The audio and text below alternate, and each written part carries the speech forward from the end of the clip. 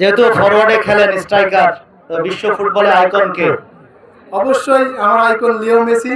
তার অনুকরণে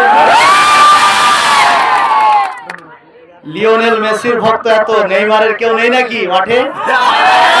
পুরস্কার তুলে দিচ্ছেন টুর্নামেন্ট কমিটির কর্মকর্তা বৃন্দ, জনাব আব্দুল সত্তার মাস্টার, মেম্বার জাহাঙ্গীর ভাই, সম্মানিত সাধারণ সম্পাদক নথিপতা ইউনিয়ন বিএনপি। আমি আতিককে দুটি কথা বলার জন্য অনুরোধ করছি। আতিক, দারুণ খেলা হলো, জম্পেশ লড়াই। যশোর থেকে আসা হয়েছিল দলের হয়ে খেলার জন্য, তারপরে জাতীয় চ্যাম্পিয়নশিপে ঢাকা মাঠে খেলে আসা হলো জেলার অ্যাটাকার হিসেবে। সক্রিয় ফুটবল নিয়ে কেমন চলছে?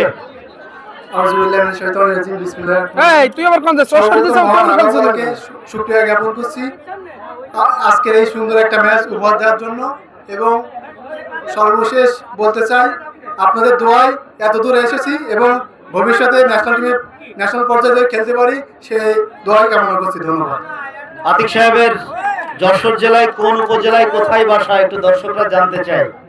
জি ভাই, আমার বাসা যশোর জেলা জিরগাছা থানা নাগরণ ইউনিয়নে নাগরণ গ্রামে। আতিক সাহেব, ফুটবল চর্চা কোন ওস্তাদের কাছে হাতে খড়ি হয়, একটু জেনে নিই সেই মহান ব্যক্তির কথা।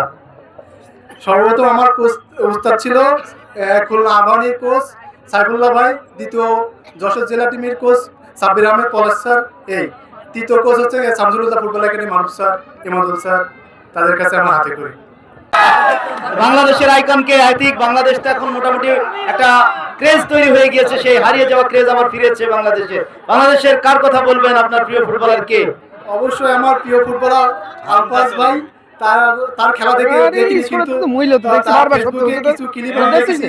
অবশ্যই আমরা সেই আমলে যদি মিডিয়া থাকতো তাকে আমি অনুকরণ করতাম। ধন্যবাদ। বর্তমানে আপনার জুয়েল রানা ভাই, আমাদের ঝিনাইদহের কৃষি সন্তান জুয়েল রানা ভাই বড় ফ্যান আমি। হামজা চৌধুরী কেন নয়? অবশ্যই হামজা চৌধুরী এই মাত্র আসলো আমাদের বাংলাদেশে ফুটবল। অবশ্যই জুয়েল রানা ভাই বিগত বছর তার খেলায় আমরা দেখেছি। এখন বর্তমান ভবিষ্যৎ প্রজন্ম অবশ্যই হামজা চৌধুরীকে অনুকরণ করবে ইনশাআল্লাহ। ধন্যবাদ আতিক, মূল্যবান সময় দেওয়ার জন্য। ভালো থাকুন, সুস্থ থাকুন।